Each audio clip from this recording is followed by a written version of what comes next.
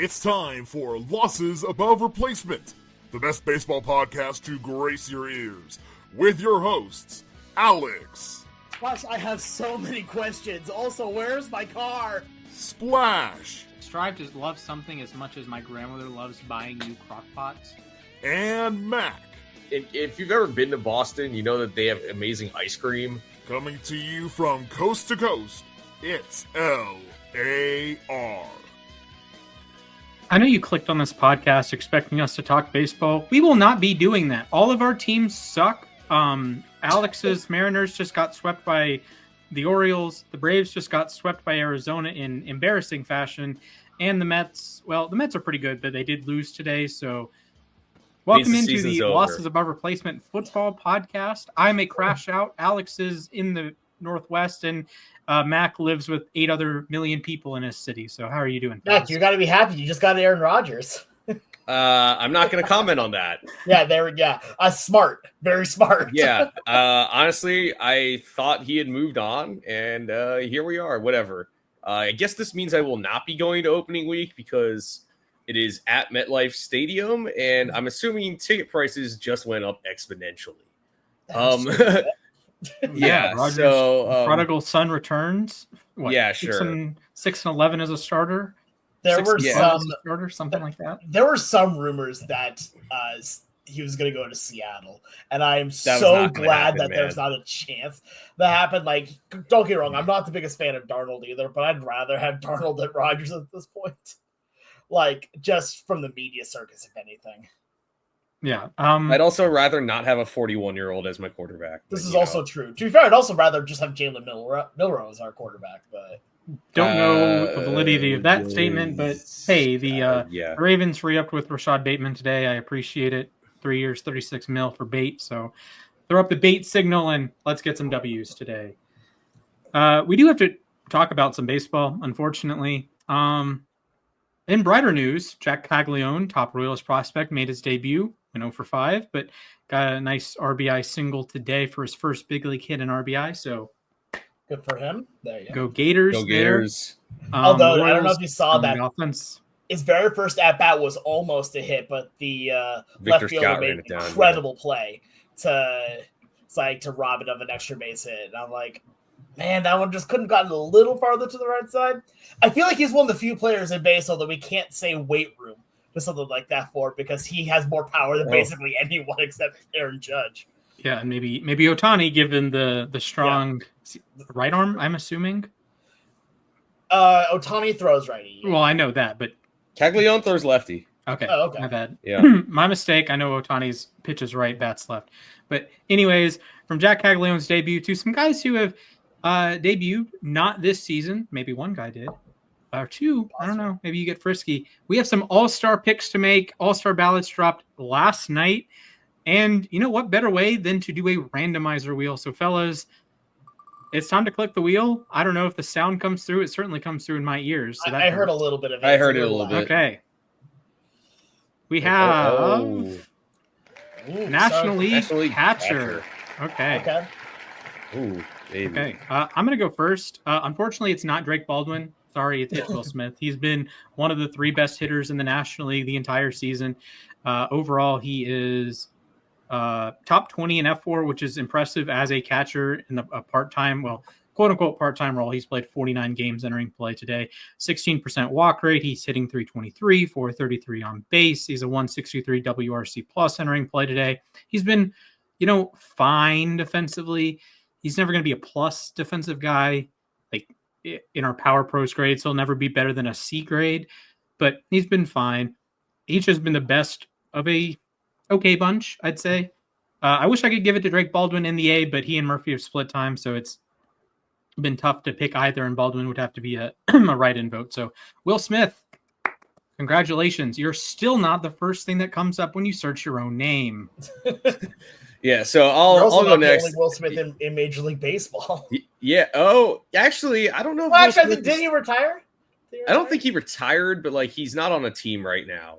Okay. But anyways, Will Smith is my catcher too. As much as I wanted to write in Luis Torrens, Will Smith. He's the best pitcher. Well, yeah, he's the best pitcher. Yes, 0 ERA as a Met. But Will Smith, I just watched him for 4 games. Well, really only 2 games because he's splitting time with Dalton rushing right now, and talk about a luxury right there. Right.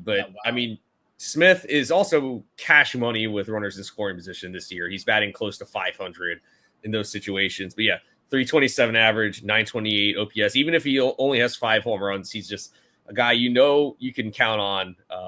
He will go up there. He'll draw his walks. He'll hit for power when he needs to. He'll get his extra base hits. And yeah, he does enough with the glove. Really, I'm starting to think I was wrong when I left him off my top 5 catchers to start the year. Yeah. So yeah, Will Smith, big bounce back year for him. Yeah, we're gonna have a clean sweep here because I also have Will Smith as my NL catcher here, and for me it came down between him and Carson Kelly, and I like Kelly a lot as well. But for me, like I know batting average isn't everything, mind you, but I look at the numbers and they're very close when it comes to OPS here. Will Smith's OPS right now at 928, Carson Kelly is at 918. Here, Kelly has a few more home runs. Will Smith has a few more RBIs here, but batting average, Will Smith is batting 327, where Kelly's batting 268 here. So I just gave him the slight edge here, but no, like you said, he is money when the pressure's hot, when there's people on base here, and I can't really fault that here. He's playing it really well. Great. Shall we make our second selection? Yeah, well, real quick, I'll also point this out that if you asked me about a month ago, Carson Kelly was my easy catcher pick, but he has a 538 OPS in his last 19 games. So, yeah.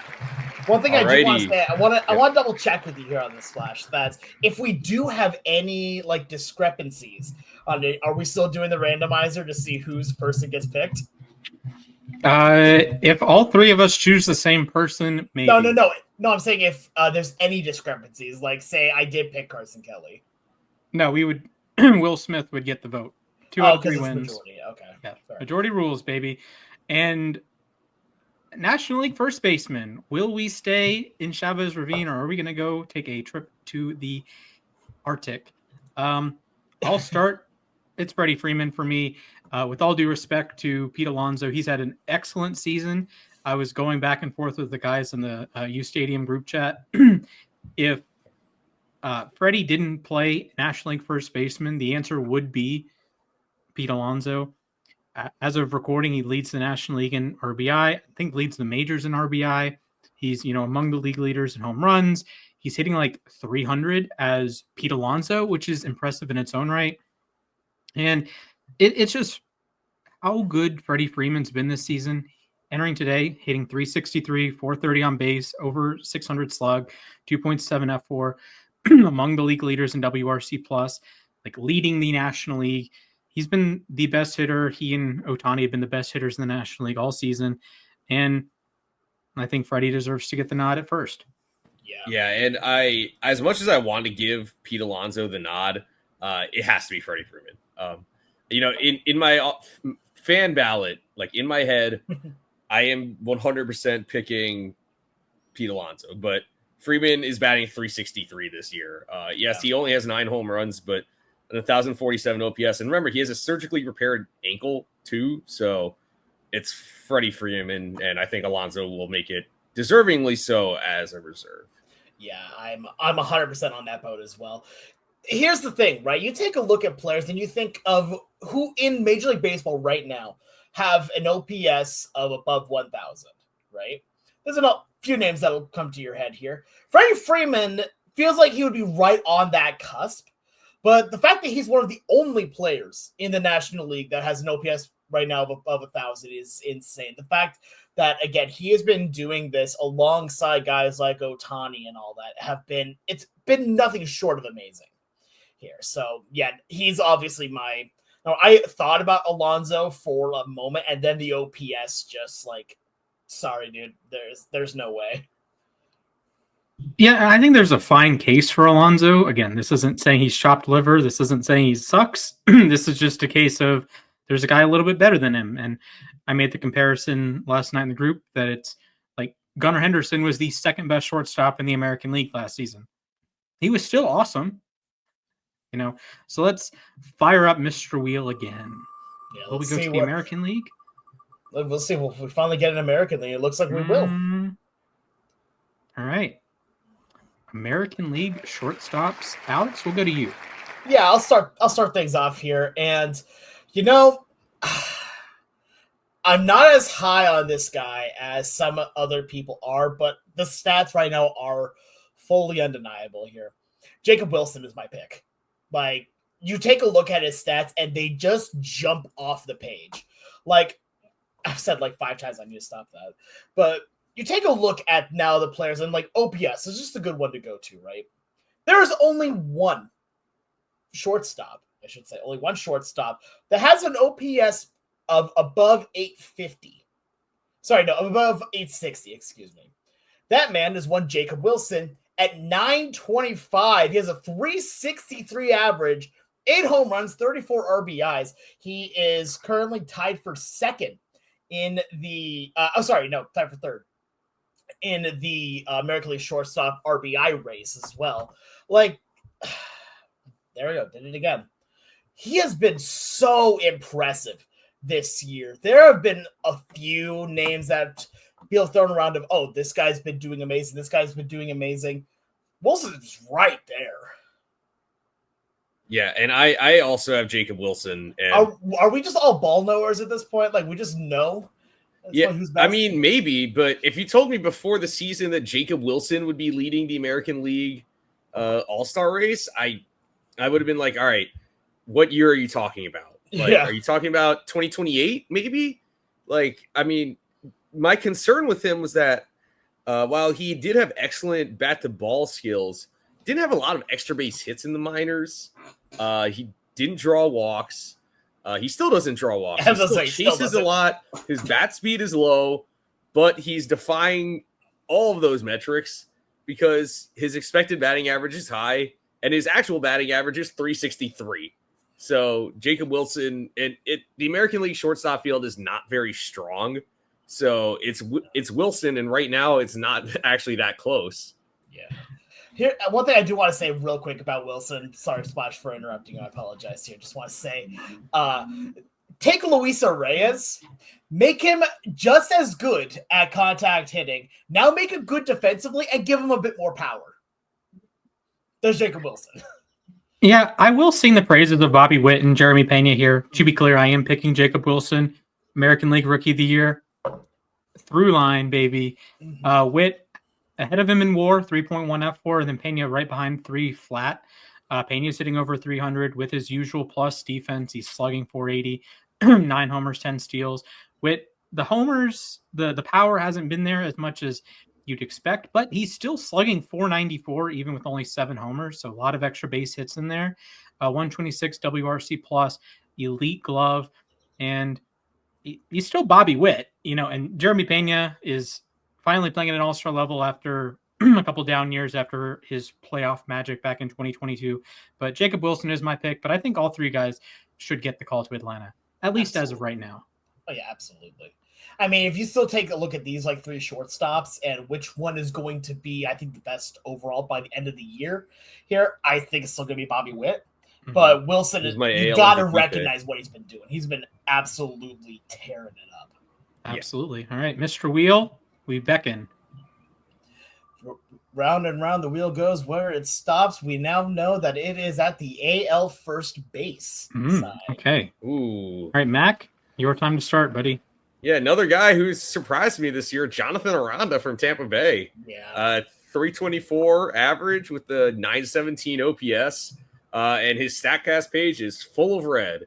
So this was a guy who, some people had said maybe that he was a breakout candidate this year, even though his major league numbers coming this season were nothing special. But, I mean, he's got 12 doubles, 7 homers, 32 RBIs. And it's not like, he's swinging and missing a ton.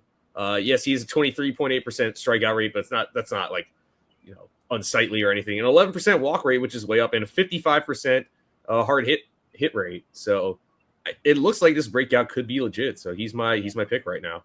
I mean, yeah, what more do you want from this guy? He's batting 324, right? He's batting 324 with an OPS of over 900. Like, again, in a division that is as competitive as the AL East is, and he is still putting up these numbers. I mean, come on. Jonathan Aranda has just been killing it.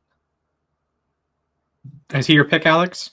Yes, he is. Oh, I should also say yes. Jonathan Aranda, officially my pick for American League first base. No, but I will say it was interesting. While I was doing my process for this, I was looking around. My first thought, of course, was that, okay, it's going to be Vladdy. Yeah, obviously Vladdy is first base. And then I looked at the numbers more, and I'm like, wait a minute. Aranda's just been better. Goldschmidt was the other one. Goldschmidt was the other one. Goldschmidt. I had a hard time leaving Goldschmidt off the bed here. Yeah, he's had a resurgence this year. Mm-hmm, absolutely. And I think you can throw Spencer Torkelson into the equation there as well. All four of them are really well. Goldschmidt, Guerrero, and Torkelson are all in the same ballpark, and then Aranda's the next ballpark up. He's in the majors. The other guys are in AAA, but Aranda 170 WRC plus entering play today, leads all American League first baseman in WAR.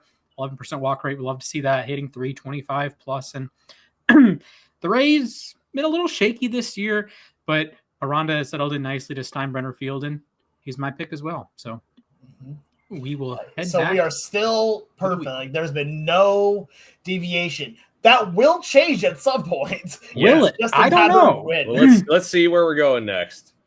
Oh. Okay. All right. Here's where it might deviate a little bit. All right, National League. This was one. I don't know, actually. Pieces to it. All right. I would like to go first here. All right, if that is A-okay, folks. All right, third base. This has been one that I've gone back and forth with. Yesterday I made a pick. Earlier this morning I made a pick.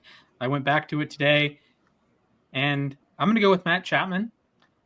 Manny Machado has been very good this season, a little bit better at the plate, but his usual elite defense has been lacking a little bit. Matt Chapman, the Gold Glover, has played like a Gold Glover, and he's just a tick worse batting-wise. And I'll take that. He's hit 11 home runs entering play today, 31 runs, 28 RBI, right there with Machado and RBI, more homers, and just a couple extra at-bats. A 15% walk rate, you love to see that. ISO around 200. So big-time power this season. 435 slug doesn't show that, but he does play his home games at Oracle Park. I'll throw that out there. But 11 home runs, 128 WRC plus, and the usual elite defense at the hot corner. So Matt Chapman, will he hold? Well, Splash, this is finally where we deviate here, because I am picking my boy Eugenio Suarez. The All-Star game itself is for the fans. You know who has the most positive energy of almost anyone in baseball? Gino. You know what he also fully exudes? Home runs and RBIs. He leads all NL third basemen in home runs and in RBIs, and is very close in OPS here. What more do you want? This dude is one of the most fun guys in baseball, and he has had a complete career resurgence after last year where he was just all right. He was good to all right. This year, he is the threat that we know Gino to be. Well, I respect it. He did whiff 4 times last night. Just throwing that out there. I mean, that's his weakness. Yes. Well, he has to be the first player in the history of baseball to have a 4-homer game and a 4-strikeout game against the same team in the same season. Baseball giveth and baseball taketh away. So I'm not sure what we're gonna do here, because I have another person. I have Manny Machado, and I heavily considered Eugenio Suarez. I'll be straight up. He has 16 home runs. I mean, the dude, it feels like every time he gets a hit, it's a home run, because he's not hitting for a particularly high average. He's striking out a lot, but he's slugging. But Machado, I think, kind of puts it all together. Batting 317 with an 880 OPS, which leads National League third baseman.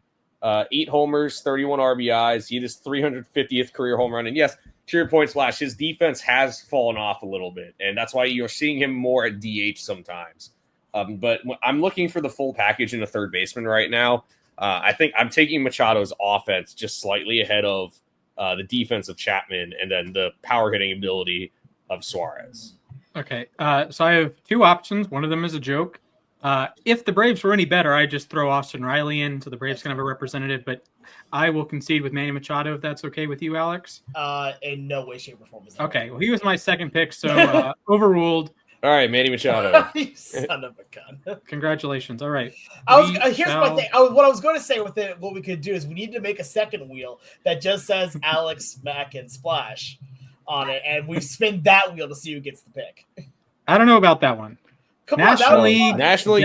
I wonder who this will be. This is Gino Erasure, everyone. This is Gino Erasure. Okay, imagine for a moment we were not, this was not 2025. Imagine how weird it would be. National League DH selection. Yeah, I know. Yeah, I know. I thought about that. Yeah. So, do we need to have any conversation? It's Shohei Ohtani. It's Ohtani. Yeah, no, it's Ohtani. Okay. Yeah, shout out Schwarber. Shout out Ozuna. You're good. You're not Ohtani. So. Yeah, Shohei Ohtani is Shohei Ohtani. I almost clicked on Schwarber, but I'm like, I can't do it. You can't. That's not a joke at this point. Yeah, you can't. All right, let's keep it going here. That is 3 Dodgers for us now. Of course, Dodgers are really good at baseball. Yeah, it's almost like they're decent. All right, American League third base. Have a fun one. All right, Mac, would you like to begin? Yeah, I don't know how this guy keeps getting overlooked, but Jose Ramirez actually is kind of starting to run away with this. Alex Bregman was definitely in the running, but that injury kind of takes him out of it. Ramirez, again, it feels like they're not even talking about it. 11 homers with 932 OPS and 16 steals, 14 doubles. He just checks all the boxes, really. It feels like, every year you can count on him to be great. And we're looking at a guy who's a future Hall of Famer, if you wouldn't believe it, but barely anyone talks about him. Maybe it's because he plays in Cleveland. Who knows? But Jose Ramirez, I think he's the best third baseman in baseball, and he's the easy pick here for me. I can't agree with you more on this one, Mac. Like he's my pick as well. It's fun because you take a look, and Francisco Lindor's teammate has always been really good, former teammate, I should say, and this guy is one of the most complete players in all of baseball. The dude hits well. He fields well. He even runs decently well. This guy has been consistently great, and yet we just keep forgetting him. Like, if you ask most people about who is a third baseman in baseball, right? So, most people may say, like a Machado, or some will say, depending on where you're at here, whoever's playing third base for the Yankees. But Austin Riley, yeah, sure, I'll go on that too. But it's so weird that he keeps getting overlooked. He is one of the best players in baseball. That's not one of the best American League third basemen. He's just one of the best players in the game. And no one seems to remember that he exists. He's starting to get the Mike Trout treatment of we just expect him to be good. So when he does good, it doesn't move the needle. Yeah, and J-Ram falls into a bucket of player that I think is underappreciated in baseball history, or frankly in sports history. When you do a lot of things well, but nothing at a particularly elite level, when you're a 5-tool player like Jose Ramirez is, but it's not A-tier tools, it's B-tier tools. If we were doing MLB Power Pros again, I don't think Ramirez would get an A. Maybe for power, I think he would be the kind of B, mid-level B, high B level power, but have pull hitter or have something in his special abilities that boosts his power, right? And Ramirez gets a solid check mark in every box that, he's never going to hit 45 home runs. He's never going to steal 45 bases. Ironically enough, he nearly had 40-40 last year, but you get the point. He's not going to hit 350. He's not going to win 10 Gold Gloves.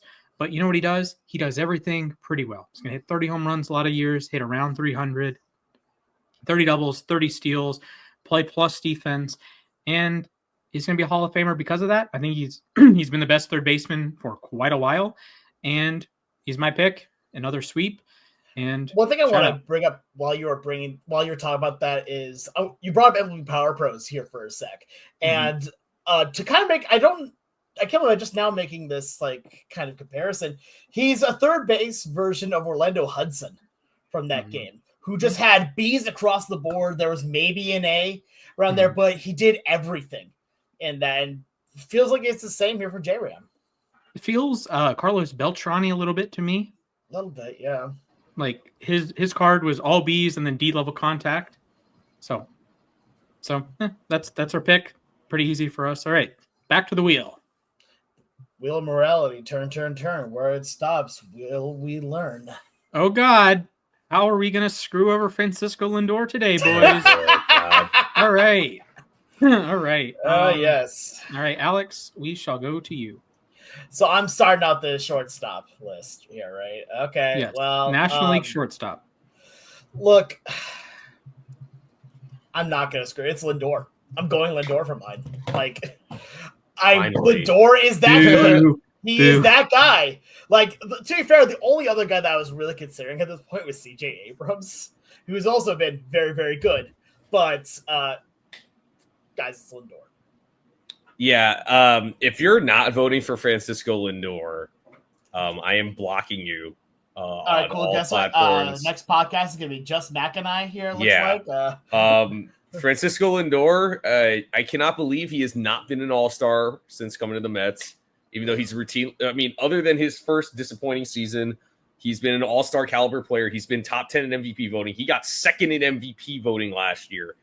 This year, I think it is clear he's the best shortstop in the National League. Okay, I understand defensively, Geraldo Perdomo has been pretty good this year. And actually, this year, I think if Perdomo made the All-Star game as a reserve, he would be very deserving. Same with CJ Abrams. And heck, even Trey Turner has been playing better lately. But I think above them all, when I'm looking at a complete shortstop, it's got to be Lindor. And I hope that broken pinky toe heals quickly. Yeah, please. Oh, great. I mean, it's Francisco Lindor. I'll throw up the graphic and I'll edit the other one. But, listen, I am a big fan of shticks. I think it's a funny shtick that Francisco Lindor doesn't make the All-Star game. Sorry. But, yeah, it's Francisco. How funny is it that someone doesn't win something? Wow, Splash, I'm so can't believe how hard you are. Okay. Unfortunately, he can wipe his tears with his $300 million contract. Yeah. He's been the best shortstop in the National League. Yeah. Perdomo deserves to make it as a reserve. You can talk me into Trey Turner. You can talk me into Mason Wynn. You can talk me into CJ Abrams. Heck, you can even talk me into Ellie with the explosive tools, and it's the all-star game. And is there a bigger star than Ellie De La Cruz? Mookie he's a cover athlete. Yeah, Mookie hasn't been to his level yet, but he's right there in WAR if you care about WAR. Dansby's hitting a little bit. The defense is not where it usually is, but yeah, it's Francisco Lindor. We can move on. Yeah. All right, we have 6 more to go. We're both outfields available. Outfield is going to be interesting, but instead we have the AL second baseman. Can we all just puke? Is that? No. I struggle with this. Can I start this one? Yep, go ahead, Alex. Go ahead. I want to say something that is going to hurt a lot of people here. Not only is the AL second base class horrid, my pick for it is Dylan Moore. He has a case, yeah. Look, you want to know what's sad?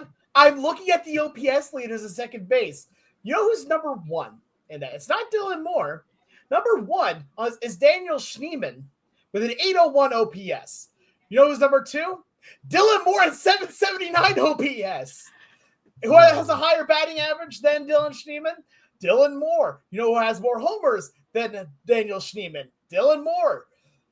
They are very close together, and I want to give Dylan Moore the spotlight. He has been that guy that has just been putting in the work year in and year out.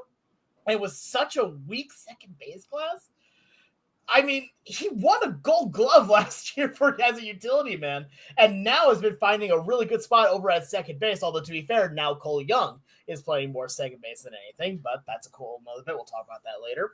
But no, honestly, I think he deserves to make it as a second baseman or even as a reserve. I don't know, because he can play anywhere. Give him the Austin Jackson chair and just play him at every position for 1 out.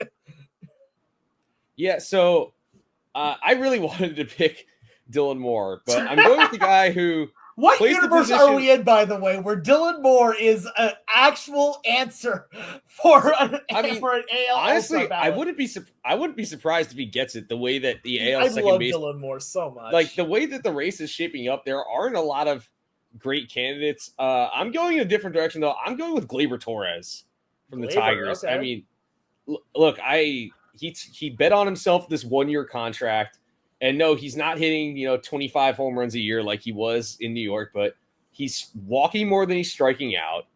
His OPS plus is 775 right now. He had, at least entering today, a 14.5% walk rate. His hard hit rate is up. His average exit velocity is a career high.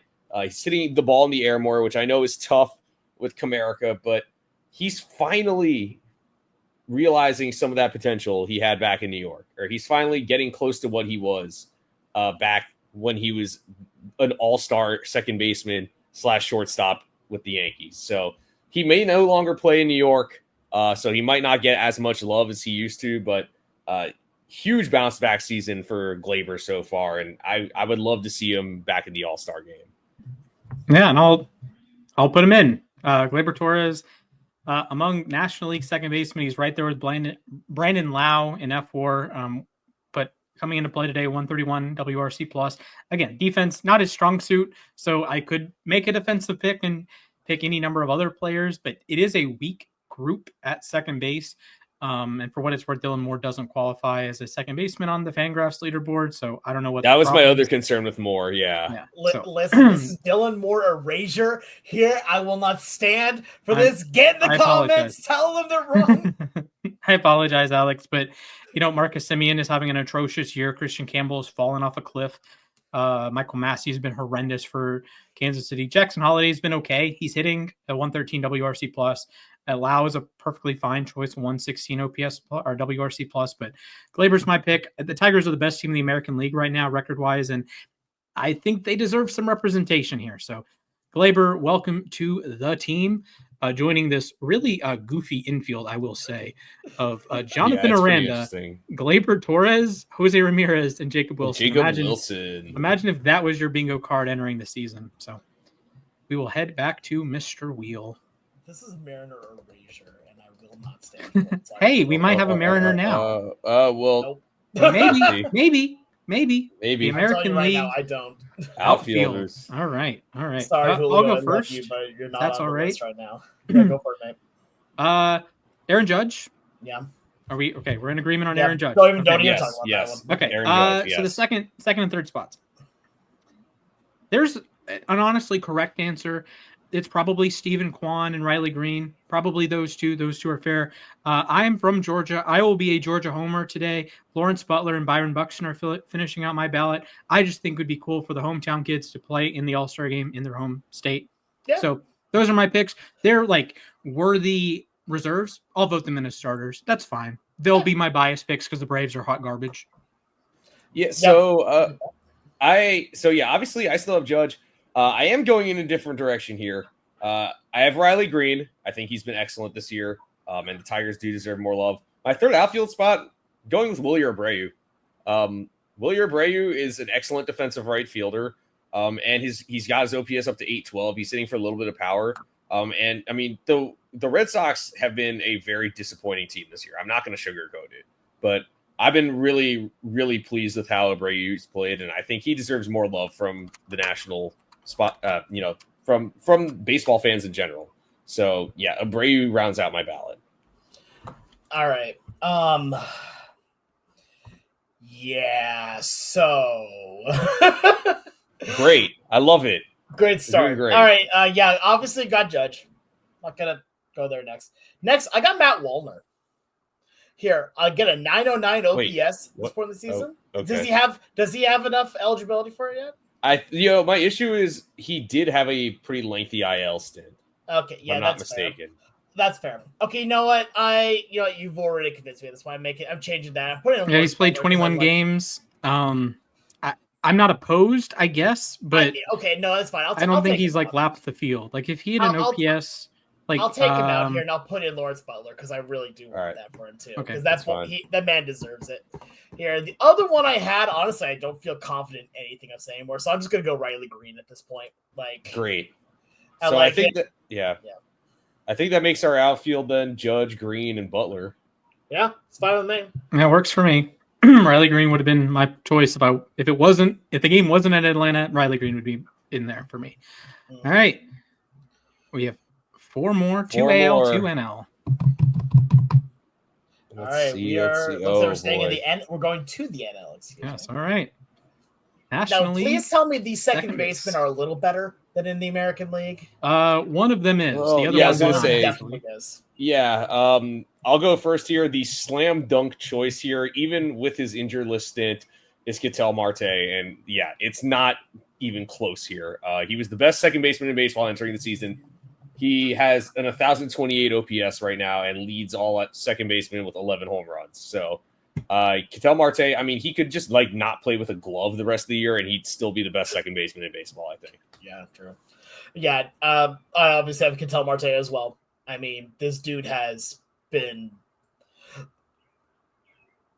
He's been insane. I mean, what more do you really need to say at that point? It's so weird with Ketel. He has times where he is the best player in baseball, it feels like, and times where he becomes the worst player in baseball for a bit, and then jumps right back to being the best. Like, that's streaky, yeah, but it's also kind of exciting to watch because you never quite know what you're going to get.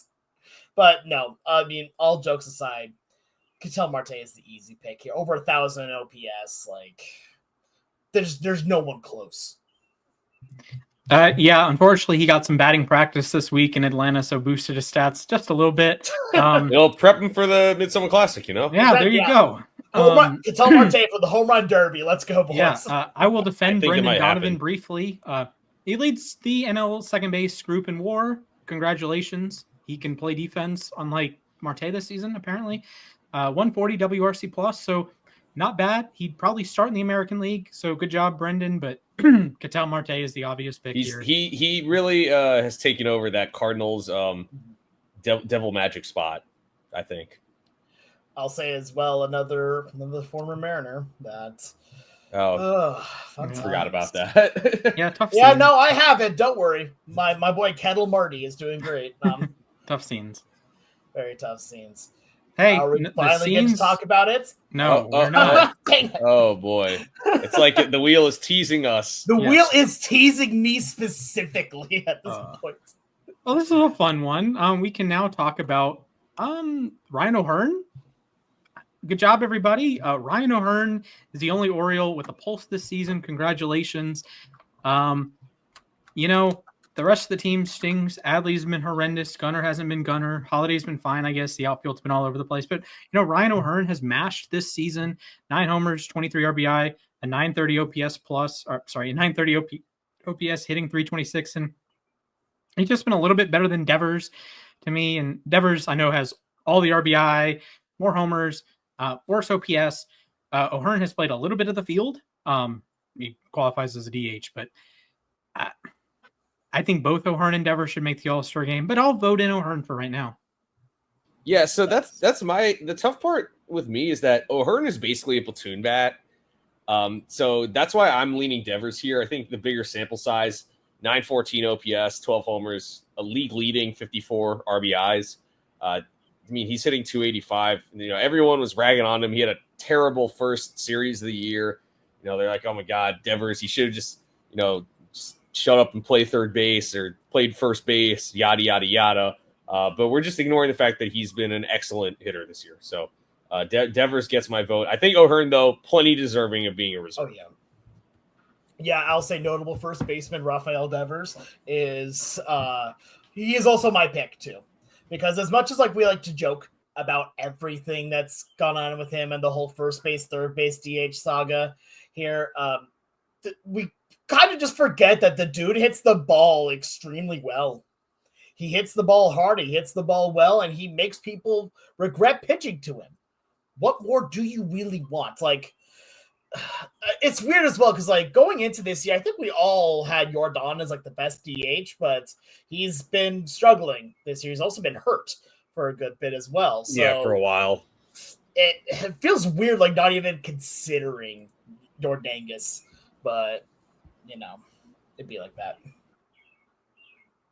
And that it do. All right, we have 2 more spots. One obvious one and one not as obvious one.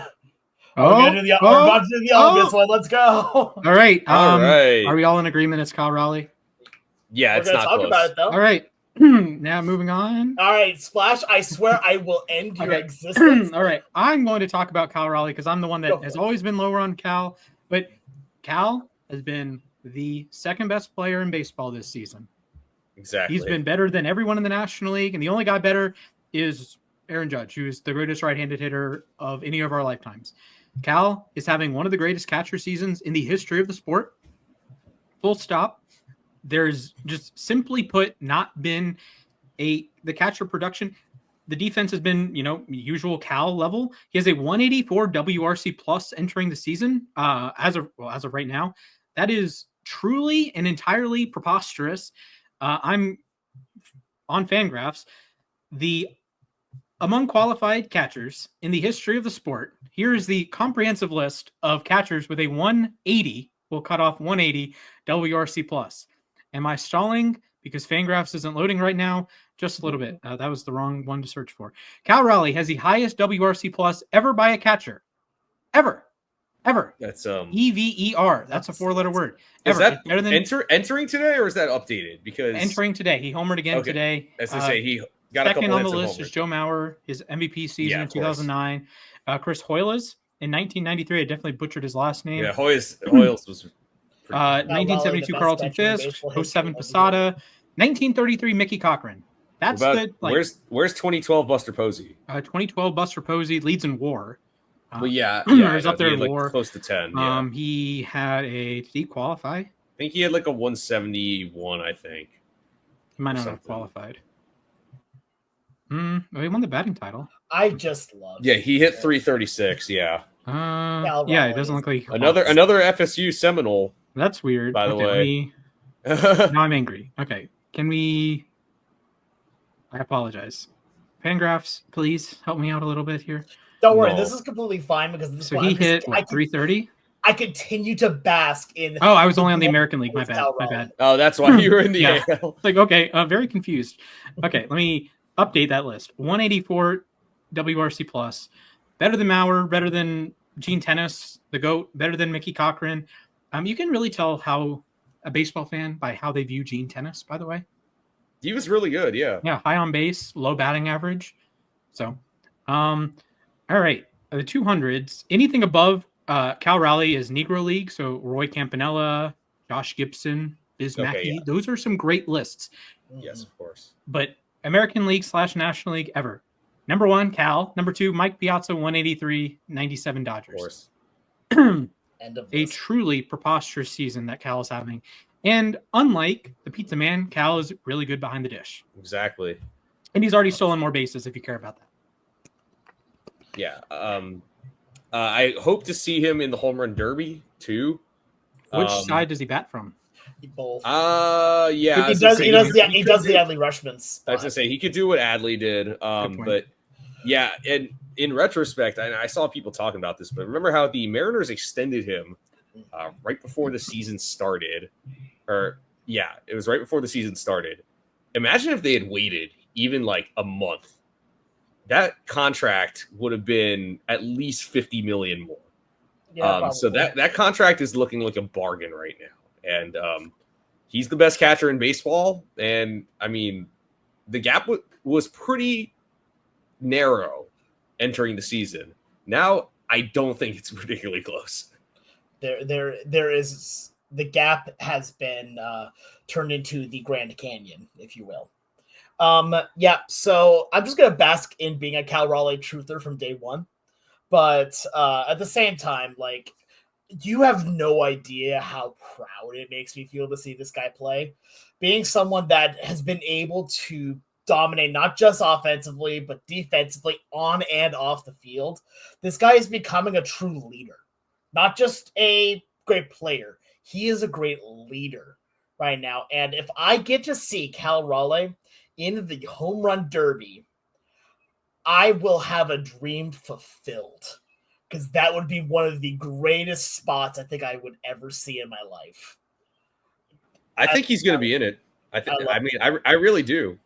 I love this man so much. I expect him in the Home Run Derby, and not related to All-Star Game or anything. I expect to see him in the World Baseball Classic. Oh, yeah. So. One thing I will say as well, and I giggle about this every single time it comes up on TV here, that you take a look at the home run leaders list in MLB, and you see the normal two names there of Shohei Ohtani and Judge, and then there's the big dumper right there, and he did lead for a nice little chunk too. Like, he was number one for a bit. He's number one again right now. He's number one right now. Like, I love this man. This man is one of my favorites of all time already. Oh, I will shine some light. The backup could be Dylan Dingler. Just throwing that out there. Yeah. Look, just because the backup is that low down the list does not take away from how good Cal has been this year. Yeah, Cal is basically lapping Dingler, who has been a good catcher, has arguably been better defensively than Cal. But a 126 WRC plus is good. A 184 WRC plus is potentially leading the league if it's not Aaron Judge. So just throwing that out there. One other guy I want to shout out real quick is Carlos Narvaez of the Red Sox. If you told me before the season that he would be the Red Sox cleanup hitter at some point, I would just be confused. So Narvaez has had a very nice season this year. All right.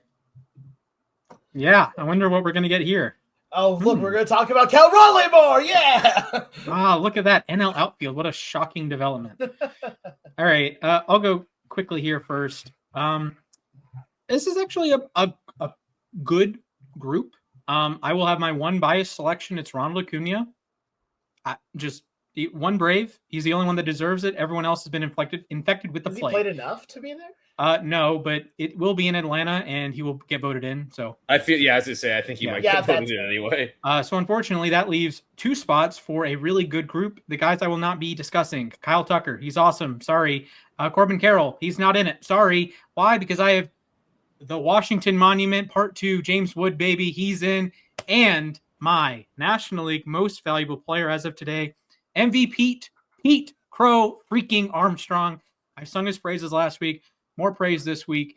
If you care about homers and RBI, he's right there. And, he's just the best defensive player on planet Earth.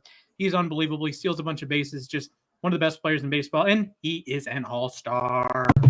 Oh, yeah.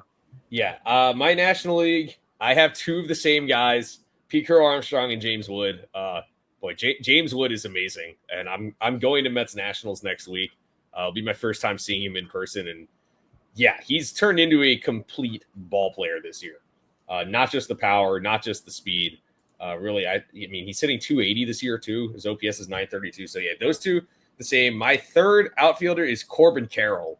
Power surge this year, 18 home runs, 908 OPS. I mean, this is a guy we're looking at, I think, a 30-30 season. I mean, heck, if everything breaks the right way, maybe a 40-40 season. I truly believe Juan Soto is going to surge. And I mean, he is starting to turn a corner again. He recently had his second ever streak of 5 games in a row with an extra base hit. So I do believe he's turning a corner and he's going to be an all-star. Just, I think, too many red circles on that StatCast page to not believe in him. But yeah, I have Wood, Crow Armstrong, and Carroll. Yeah. So honestly, Splash, I had a different person on one of my things, but because it's in Atlanta, I will go with Acuna as one. He'll be voted in. He's still good, and he's really, really good at baseball, and it's in Atlanta. So obviously he's going to, if anything, he'll, at the very least, he will make it in like the Julio Rodriguez spot in 2023, right? That it's hometown. You got to give the hometown star. My other two guys here that I have James Wood. James Wood is just nuts as a baseball player. I was watching him play against Seattle lately, and it seemed every single time that he was up to bat, it was an extra base hit. Like, the dude mashes. The dude is legitimately great. And I go with Corbin Carroll for my third. Is this homerism? Absolutely. Is it correct? Absolutely. So I love Corbin Carroll. This dude is the perfect combination of power, speed, and being just a fun dude to watch. Like, I love him. So, yeah, that's my 3. So how do we turn that into for our outfield then? Because we have Acuna. We agree. 2 of us had Acuna. Yeah, 2 of us had PCA and 2 of us had Carroll. And 2 of us, and so all 3 of us had James Wood. So Wood is definitely one of them. So Wood is the first one, yes. So yeah, we have 3 with 2. I'll give Acuna the start because it's in Atlanta. Because it's in Atlanta, that's fine. Yeah. Okay. And then I guess it's PCA. It's between PCA and. I mean, I'm fine with giving it to PCA personally. Yeah. I'm fine with giving it to Corbin Carroll. And I'm fine with giving it to PCA. This is Alex Erasure here. Get in the comments. Okay. Yeah, but Carroll obviously reserve at minimum. Kyle Tucker, I think obvious reserve. Fernando Tatis, Andy Pajes, they're in the conversation. O'Neal Cruz. Pajes is on fire right now. Yeah. The San Francisco boys, Young-Hoo Lee, Elliot Ramos. Jackson Merrill's been very good. He missed a chunk of the season. Seiya Suzuki is up there in the RBI leaderboards. So some fun names. All right. Any last all-star thoughts before we go to the trivia? Yeah, I think there's going to be it's going to be really fun to see the reserves, I think, as well for this one. Just because I think that we always know that with the popular vote, not always the best players get in here, but usually the reserves are where the players that really deserve to get it. So I can't wait to figure out who gets snubbed. Nothing better than a good snub conversation. I think he's going to snub. You think James Wood is going to be snubbed? I think he's not going to make the ballot vote. That's my concern too. That's the thing. It's a popularity contest. Oh, it's top 6 that move on to the 6. Yeah. Oh, yeah. So he wouldn't be a starter. He would be. Yeah, he's definitely going to make it no matter what. I think he's going to make it. Yeah, he might be Washington's only rep. Oh, Gore's been excellent. Gore could be Finnegan has a bunch of saves. That's the tough part with the roster crunch. Yeah, I mean, Dylan Moore not making it would be a crime. I mean, right now with Seattle, I'm assuming right now Raleigh and Munoz are the 2 guys for Seattle. I don't mind Julio actually. By WAR has been insane. By WAR, he's second in the American League behind Judge. Julio? Irvin's yeah. For Julio. So Julio probably. I think Julio might make it in as a reserve, especially if he continues to. He's been hitting a lot better as of late. Yeah, fair. I just know for the Nats, it's not going to be the 6-0 Jorge Lopez. Yeah, fair enough. Tough scenes. All right, fellas, it is time for the trivia. It's trivia time. Let's go. All right, we have a wheel. The wheel is back. Great. I'm scared of this wheel. All right, you better be. All right, your trivia topic will be from 1975 to 1999. Oh, I am so cooked. All right. And we have another wheel. So many wheels. Yes. Also, get ad blocker. Oop. Maybe if we had a Patreon. Pitching from 1975 to 1999. Oh, great. All right. This is going to be great, actually. Here we go. So cooked. Oh, boy. Even better. Just more doing wheels. A wheel. There's no thought process. The third wheel. Spin that wheel. And we are going actually, top 10 ERA. 1975 to 1999. Let me fire it up. So it's the right years. Fellas, Mac, please pick a number between 1 and 10. 6. Alex. 5. The number is 7. Let's go. All right. Every time that I have like the most range to work with, Mac wins it. Just Yeah, I mean, it happens sometimes. All right, fellas, boys and girls, ladies and gentlemen. Oh, I need to have a qualified. We're going to go with 1,000 innings. 1,000 innings pitched between 1975 and 1999. Innings. Oh, boy. Okay, we need more innings than that because we have some relievers. 2,000 innings. I was going to say. Okay. 2,000 innings. 2,000 innings between 1975 and 1999. Please name the top 10 pitchers in ERA. Oh, boy. Okay. So I go first then? Yes, Mac, you may begin.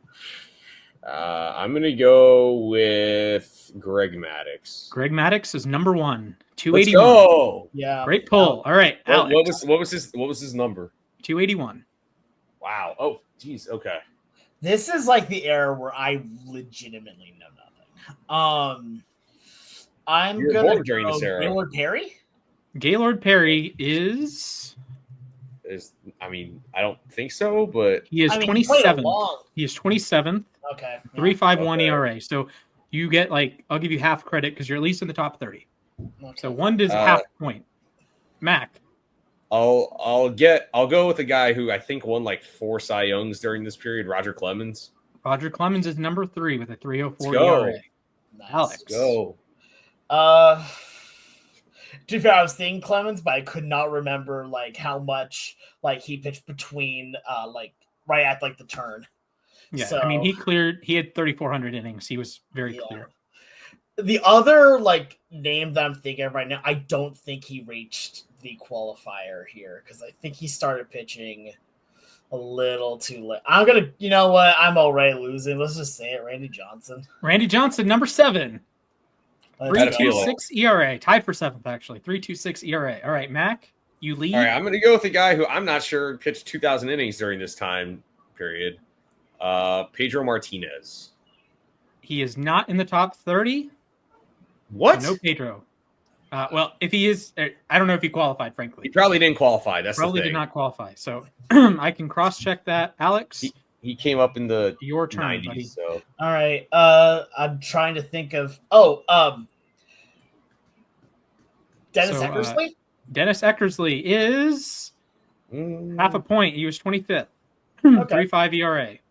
Okay. So Pedro in that span, 1,400 or 1,350 innings. So not quite. Yeah, that makes sense. All right. I'll go with a guy who I know pitched a bunch of innings. I just don't know how low his ERA was. Nolan Ryan. Nolan Ryan tied for 7th with Randy at 3.26. All right, Alex, back to you. Okay. Got some Cy Young winners up there in the top 10. Got some great pitchers. I figured. Okay, we said one Brave. I'm going to say another John Smoltz. John Smoltz tied for 14th. Okay, it's half point. So you're on the fairway, not on the green. Matt? I'll go with another Brave then, Tom Glavine. You're on the fairway, 3.38, right behind Smoltzy. All right, Alex. Okay, back to me then. How far are we going in this, by the way? I don't know. Name a couple more. Okay, fair enough. See if we make any progress. Yes. Matt has one total whiff. Alex, you have 3 halves. I'm probably about to have a whiff right here. Okay. Vita Blue? Vita Blue is 20th. 3.45 ERA. All right, Mac. Okay. This is much tougher than I thought. Okay, we'll extend it to top 30 because that's fun. Then I have a lot more points. Yes, you do. Steve Carlton. Steve Carlton is. I don't know if he pitched 2000. Not on the list. Yeah. I will check his innings. I think he retired in 87. So. He retires. Give me a minute. He had 3,000 innings, but he had he should be on the list then. 3.34 ERA, so he was 12th or 13th. So my bad. So he's on the list. Hey, Alex. All right. Let's see here. I'm trying to think of pitchers. Let's see. So one strike for Mac. I mean, it's not even strikes at this point. We're just getting point. I mean, he said Pedro. Pedro didn't qualify for innings, so that's just unfortunate. That's fair. Unfortunately, yeah. I will go with. I legitimately just don't even. I can't even think of a name at the moment here. Who was a pitcher ever? Gosh, I don't know. This pitchers are weird, man.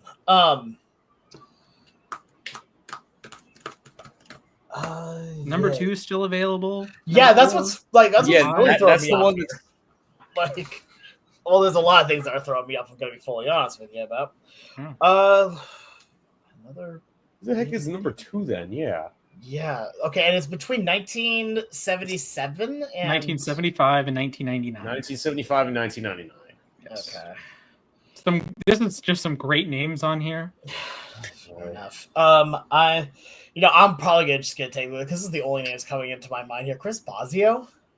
Not even close, Chris man. Bosio is not on the list. Yeah, I know he's not on the list. I just can't think of it. And I'll go with. I'm not sure if this guy would be there. Fernando Valenzuela. Fernando Valenzuela, tied for 29. Okay. 3.54 ERA. All right, Alex, you're both on one strike. Yeah. I wish you had taken a little more time so I could think at least a little bit. Come on, Alex. All right, let's have each of us give one more name. Yes. Well, okay. you have to give two. Matt gives one, so you can be even on number of names. I'm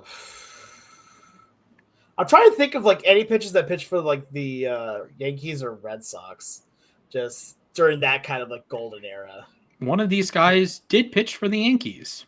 Okay. Multiple of them did. One of them, particularly with the Yankees. Okay. Oh, I've got another name here. I think he pitched during this time period. Jim Palmer. Jim Palmer, number 2. Yeah! Yay! What a pull! 2.98 ERA. Mac, the pressure is on you. Boy, I hope this guy Chris Bosio before Jim Palmer. I just hope my guess actually threw 2,000 innings during this time period. David Cone. David Cone, number 6. Let's go. Tied for fifth. A 3.19 ERA. Alex, to tie. Got to respond. Yeah. I don't know. Okay, I've got a name. Okay. I'm trying to remember whether or not he actually pitched in the time era. If you saw the screen that came on here, I had something that just popped up on my screen for a second. I promise I'm not cheating or anything, because I saw my screen go way white for a minute. Okay. There. Okay.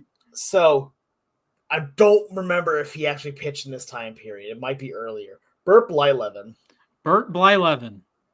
Number 28. Bang. Okay. Bang! That is a tie. Your tiebreaker. Oh, great. There are 2 players left on the list that only played for one team in this era. You already got Jim Palmer. You got John Smoltz. You got Glavine. I know Smoltz and Glavine played for other teams. In the time period, they only played for the Braves. Name either of the other 2. One is an Expo only. One is a Yankee only. One is a Yankee only? Yes, Yankee only, Expo only. In the time frame, to be clear. Okay. Okay. It's fun. It's fine. I think I'm trying to focus on the Expo one. And both of them only played for those teams. Okay. Their entire careers? Yes, entire career. 13 years as an Expo, 14 years as a Yankee. The Yankee won a Cy Young. The Yankee won a Cy Young. The Expo finished second. I know the Yankee. Name him. Ron Guidry. That is Louisiana Lightning and a big old W for McCorkle. All right. Congratulations. Good win. The Expo. No. Steve Rogers. Oh, yeah. That's a good one, yeah. All right. I forgot he was only an Expo. Arguably could have won it in 82. Who won it in 82? Oh, Carlton. Okay. This was a bygone era. His ERA was 0.7 of a run lower, but he won 4 fewer games, so it didn't matter. Okay. Exactly. All right, Mac. Big dub for you. Thank you, sir. Good job, Matt. That was a close one. Yeah, that was a battle. And we move to our final segment, moment to ourselves. I would like to go last so I can lead it into the outro. That's fair. That's okay. Yep, that works. Who would like to go first? I'll go first this time. All right, Alex. I'll count you down. 3, 2, 1. I understand why Donovan Solano is on the team. I do. And he has been getting better. But that's not saying a lot. When the OPS goes from a single-digit number to 2 digits, that's improvement. I need to see more. Because at this point, I'm looking at what's happening, and this is just embarrassing. I don't know what happened to the whole Mariner team, and I don't mean to just pick on Solano here, but why is he still here? I understand the dude used to be amazing. I get that right. But he has fallen off so much, and I feel bad for him because the dude has shown that he can hit. He just hasn't. And right now, when you've got guys in AAA that are mashing right now, like you just brought up Cole Young, like the dude's already starting to have fun. He's already starting to do well. Got a walk-off in his very first ever game. There's a lot of moves that are baffling me here on top of all this, especially with Solana. But I'm going to bring up one last one here. What the heck happened with Logan Evans? Logan Evans pitched a near complete game, an 8-inning shutout here, and you send him down immediately afterwards. What are we doing? If we're not going to reward the play on the field, then what are we doing here? What you're doing is now falling to the Astros here in the division standings. I know we're in June. I know there's a long way to go, but Logan has proved that he was good. He was playing very, very well. And right now, George Kirby has gone out and has struggled. He obviously doesn't look good yet. He looks like he still needs time. Logan Gilbert, his fastball ended at the end of his day of 3 or 4 innings, ended at 93 on the gun. He's not ready yet. I know that these are great level pitchers. I know. I've seen them. I've rooted for them. But right now, trying to force Kirby back on this when he clearly doesn't have it all, and you send out a guy that has been shoving for you, it hurts. Look, I want to be very clear. I'm not saying anything bad about Mariners management. I know it's a tough job, and I know that there's reasons for why these are happening. I just want to understand it, because my word, Logan Evans has been solid. He has been a good back-end starter for you, but he's been about what you could want from a rookie and more. What more do you want at that point? Just make it make sense, please. Yeah, fair point. Yeah, that move confused me too. And look, the AL West is still wide open. I think it is. It absolutely is. There is time for the Mariners to recover from this dry spell they're on right now. Well, listen to it as well. We go back to last year, right? And technically, the division was wide open when Seattle was over 10 games up on the lead. Yeah, they were. Wasn't. Yeah. So. Yeah. You got to stack those wins early in the season. And you got to keep winning through the season. So, Mac. Exactly. It's almost like winning is good in baseball. Yes. And Mac, ready? Yeah, sure. 3, 2, 1. Yeah, I just want to say I'm completely stunned that the Knicks actually fired Tom Thibodeau. First conference finals appearance in 25 years. Literally the year I was born was the last time the Knicks were in the Eastern Conference Finals, and they fired the coach who got them there. Little lost. I understand. It was definitely in the cards. I bet if they had lost to Detroit in the first round, it would have been a slam dunk. They would have fired him. They had lost to Boston. Heck, they probably would have fired him. You get to the conference finals, I'm a little confused. And I'm wondering whose idea this really was. It sounds like it was Leon Rose, but I hope they have the right person in mind to be his replacement, because while he was far from a perfect coach, I mean, those players went out there and grinded for him 82 games in the regular season and, the postseason. I mean, he made the playoffs 4 times in his 5 years as the head coach. He was coach of the year, which I know coach of the year is kind of a meaningless award sometimes, but I'm amazed, honestly. I think ultimately it's probably the right decision. I'll say I am appreciative of his time here. 5 years, he did a great job. But he was kind of like Buck Showalter when he was at the Mets. Couldn't get them the extra mile. So I hope whoever's next up, I mean, maybe it's Jason Kidd, maybe it's Mike Malone, maybe it's no, it's not Dan Hurley, and no, it is definitely not Jay Wright. But whoever's next, I'm hoping to see a championship soon. I'm getting kind of tired of waiting. Thank you, Tibbs, and hope whoever's next, let's get ready to roll. Yeah, you could be going for a Rick Carlisle, Larry Brown situation. The 03 Pistons fired Carlisle, hire Larry Brown. They immediately win the title. Mark Jackson to Steve Kerr, 14 Warriors, 15 Warriors. So about that, yeah. It can go wrong. Oh, yeah, it can go very wrong. But it can go right as well. So count me down, fellas. All right. Splash your time begins in 3, 2, 1, begin. It's been a very weird week for me as a sports fan. Saturday, PSG Inter Champions League final. PSG 5, Inter 0, the largest win in the history of the Champions League final. Pure euphoria. As dominant of a performance as I've seen, even when Inter was down 2-0, it's like PSG still had the ball. They're still attacking, still trying to put a third goal. And as someone who had a birthday ruined by the 6-1 Barcelona comeback, as someone who is, since I've been a soccer fan to any level that I follow it, it's been PSG and Swansea. But PSG, I feel for Marquinhos, who's been there since 2013, got to lift the Champions League in his 12th season in Paris. And all the players that I watched come through the doors that got to play within FIFA, I watched lose Champions League game after Champions League game. Zlatan, Cavani, Neymar, Messi, Mbappe, Blaise Matuidi, Thiago Silva. But now the Parisians can say they are champions of Europe. They are Champions League winners.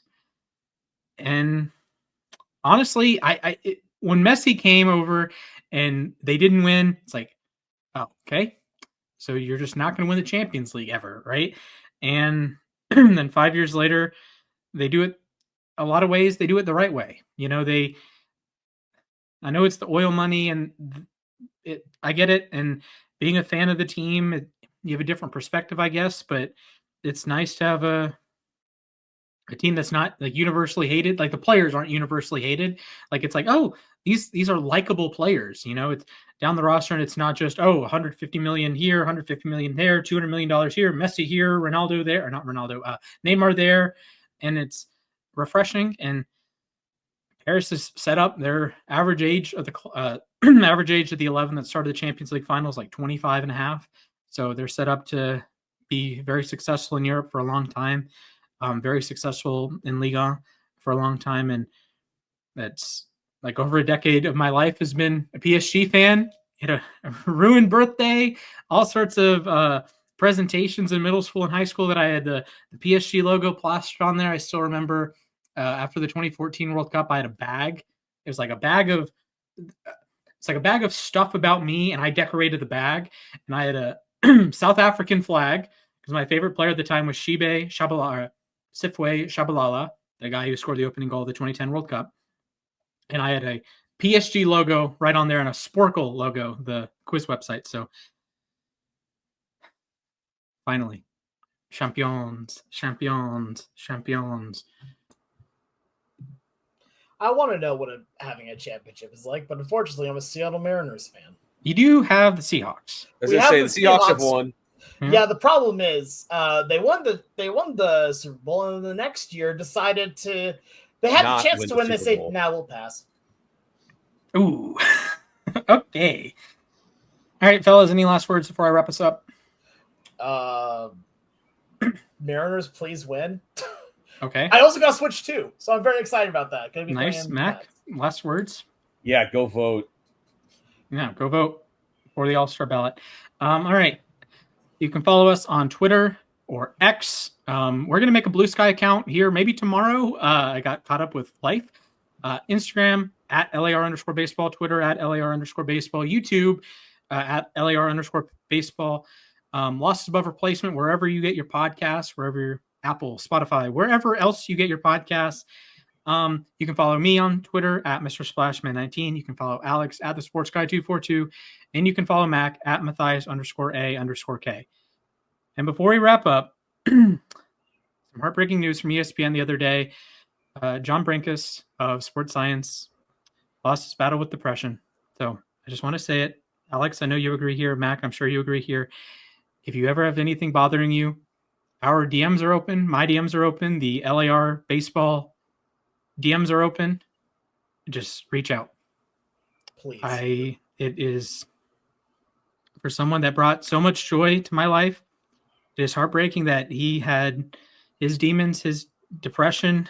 And it breaks my heart. He's a big part of my childhood and gone very soon. inspiration to me, inspiration to millions of other sports fans who got to see sports through a scientific lens. And, some people play the game, some people coach the game, other people analyze the game, and some people are just watch the physics of the game. And John Brinkus, shined a light on that for a few years at Sports Science. Unbelievable man, and gone way too soon. So rest in peace. See you guys next week.